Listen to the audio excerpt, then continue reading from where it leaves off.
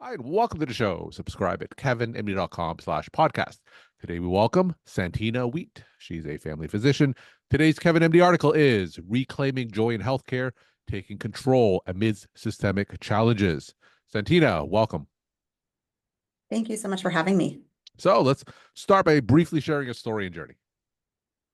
Sure. So I am a family physician and I have been working hard to become a family physician for my entire life. And to be honest, I just thought that one day I would be there, I would be practicing, I would have that role that I wanted, and that I would be happy. Mhm. And it didn't really go that way. I really wondered why it was that other people were happy and I wasn't. And for me, it really came to a head when my mom was dying and I was watching all of the frustration in healthcare. And I was trying to just sort of get through on both the caregiver side and the physician side. Ultimately, after she passed, the pandemic also hit. And so Mhm. that was a horrible time for everyone. And I realized that if I wanted to stay in medicine, I had to figure out a way to reclaim my own joy and look at how I could make things better in a system that is definitely broken and needs a lot of change. All right. So during that difficult time where you were struggling as a caregiver, but also working where joy wasn't necessarily there, just take us through that thought process. What exactly were you feeling during that time that made you think that medicine isn't quite what you expected? Yeah, so I'm an educator, and every place that my mom was going, it was a residency hospital. And so I was really just watching that when she was ill, they were treating her as just somebody else to learn from. They weren't getting to know who she was, all of the amazing things that she did, or even potentially cared about the fact that I was a physician myself and understood what they were talking about. So much so that I watched other attendings sort of stop them and be like, hey, you really need to pay attention here. Mm. And for me, that just sort of brought up this idea that medicine has lost its humanity. It's lost the fact that we care about the people that we are looking at. And as somebody that really felt called into medicine, that was a really hard realization. It was hard to realize that some of that empathy piece, that human piece was floating away from what I thought it was going to be. And I just really wanted a way to get that back for myself and hopefully for the others around me as well. You talk more about that in your Kevin MD article, Reclaiming Joy in Healthcare, Taking Control Amidst Systemic Challenges. For those who didn't get a chance to read your article, tell us what it's about. I think this article is really getting to the point that we have autonomy in this. We don't have to just look at healthcare and be like, it's broken. I can never be happy. I can never be fulfilled anymore. And sort of like you might need to make a plan to work out and stay healthy, you Mhm. can also take a plan and have action steps to have more joy both at work and at home. And so I walk through some strategies that individuals can use to really help them find more joy, particularly if they want to stay in medicine. Because that was the hard thing for me. I thought about leaving medicine, and that felt bad when I had really felt called to do this. And so the things that I walked through helped me rediscover my own fulfillment and joy in this really harsh environment. Now, before talking about some of these strategies, about the medicine itself, what in particular about it was causing you to rob joy from you practicing in the field? I think there were a lot of things that were robbing away from it. One was the feeling on the caregiver side of knowing that I knew a lot about medicine and I still didn't feel like I was experiencing what I had hoped for my mom, that it was just sort of a battle against everything. Some of that had to do with insurance Mhm. issues. Some of that had to do with just not enough people being around. We know that there's never enough nurses, never enough support systems for anybody that's there. Some of it just had to do with seeing people at their worst. We all know that in the hospital, particularly residents are exhausted, and sometimes that feels bad.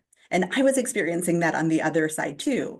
I was taking care of my mom, had two young children, Mm. an amazing husband who was helpful, but that didn't mean that I wasn't exhausted at all times. So I wasn't at my best either. And so every complaint, everything I was running into against an insurance challenge or not being able to get a medicine for my patient or some random thing that administration was saying, those all were just sort of adding up to this feeling that healthcare was kind of horrible. And that's really how I felt at that time.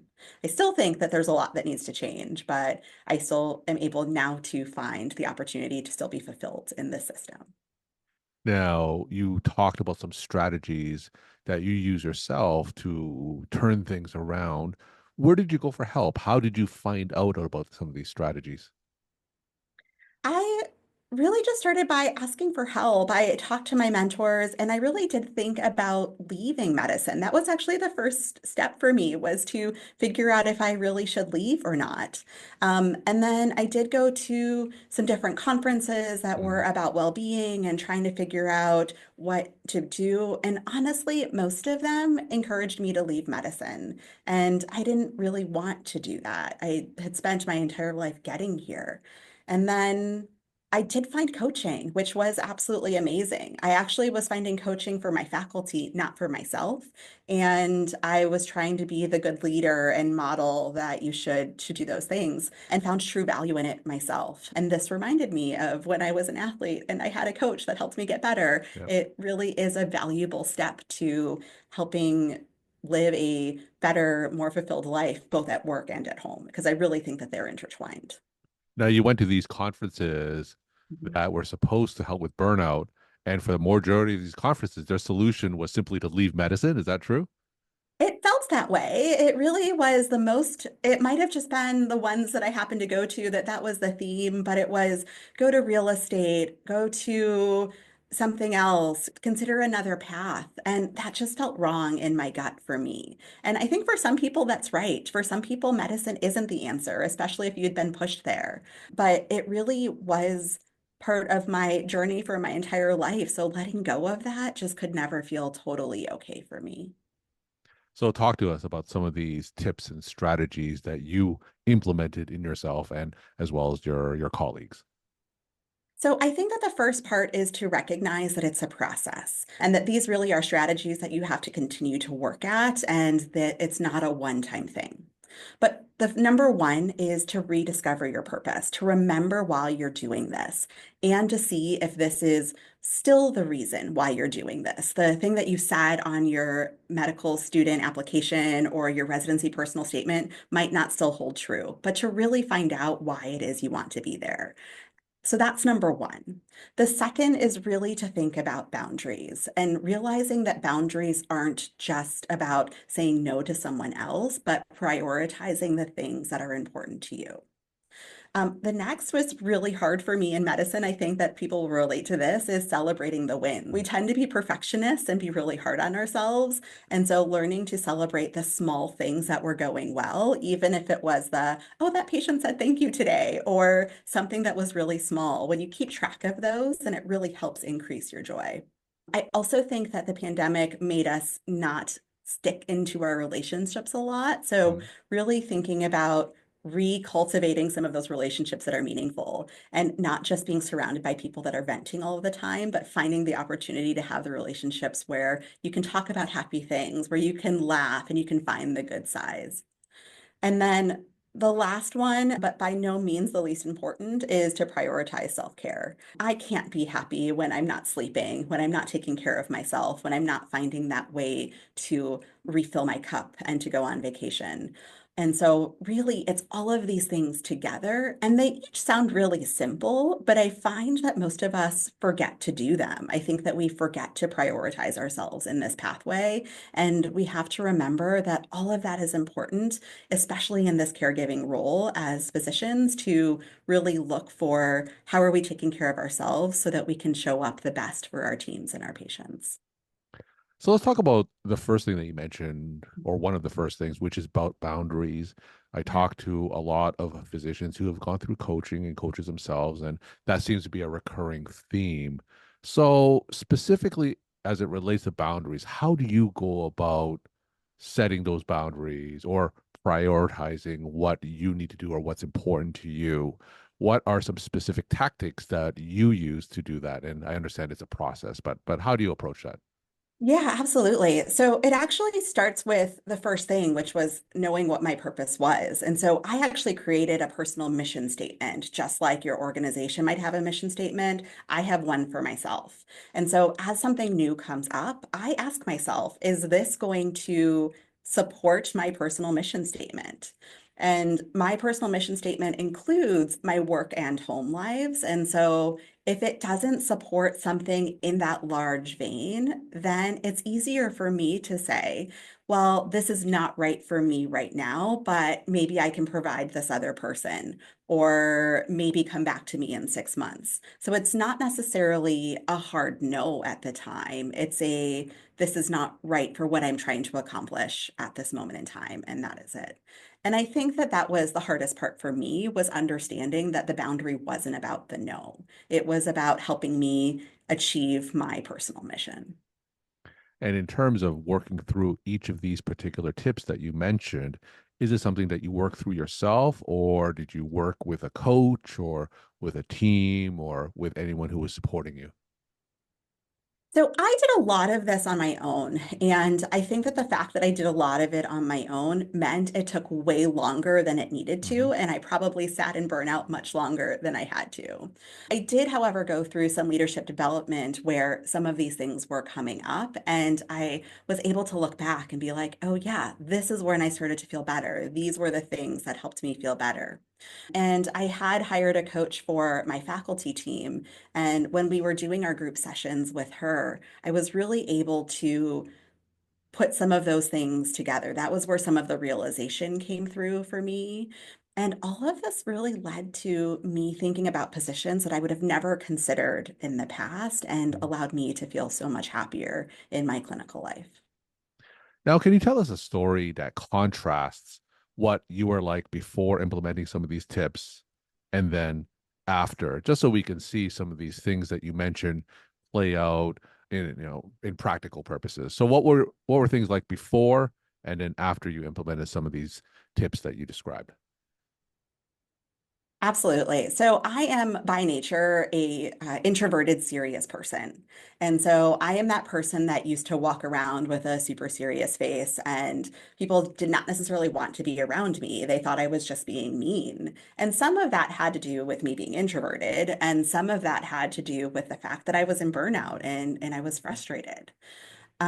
Now that I have done a lot of work on myself, and I have used some of these things, and that I use gratitude in my life a lot more, I recently had somebody come up to me and be like, oh, wow, you are the most positive person to be around. And I sort of was startled back. I was like, oh, I have never received that feedback in my life. And it really has changed how others are willing to interact with me, and it has meant that people are able to come to me with different questions that Mhm. they wouldn't have before. And it's really allowed for a more productive workspace. And the truth of it is, it means that I don't have to work as hard to accomplish the amazing things that I always have wanted to accomplish. It just makes that feel so much more possible and obtainable. Now, it came to a point where you were seriously considering leaving medicine before you had to work on yourself and implement some of these tips. For a lot of physicians, hopefully it doesn't come down to that point. So, what can you share with perhaps early career physicians to help sustain their practice in medicine and specifically in primary care without them having to face quitting medicine before turning around? How can we help them before it gets to that point? Absolutely. I think that the most important part is to know that many of us reach this point where medicine is not quite what we expected. It's not quite what it looked like on TV before we got here. So acknowledging that first is really important. And then the second piece is not necessarily thinking that it's going to be the exact job that you thought. What your faculty look like, what the early physicians around you are doing is not necessarily the right path for you. And so I would encourage you to find someone who is a mentor, find someone who is a coach, whatever that might be, and make sure you're being honest and open about how you're feeling. One, because they may have gone through it and might be able to help you, but two, could also potentially help you find a different path. What we learn about in our education is not all that's out there. There's so many people that are finding ways to do clinical medicine in other ways, whether it's DPC practice or locums, different things fit for different individuals, and that's not what is presented to you at the beginning. So taking the opportunity to find out what else is out there and checking in with others that have faced what you have has been extremely meaningful for folks that I have found that have been happier much earlier in their practices. No, like you, I'm a primary care physician. I'm internal medicine, and you don't need me to tell you all the challenges that primary care clinicians are facing today that leads many to burnout. Now, for those medical students or prospective students who may be considering a career in primary care, just tell us what you love about primary care and what keeps you going in primary care today. Absolutely. And it's actually, unfortunately, a statistic that I had read that prompted me to write this article.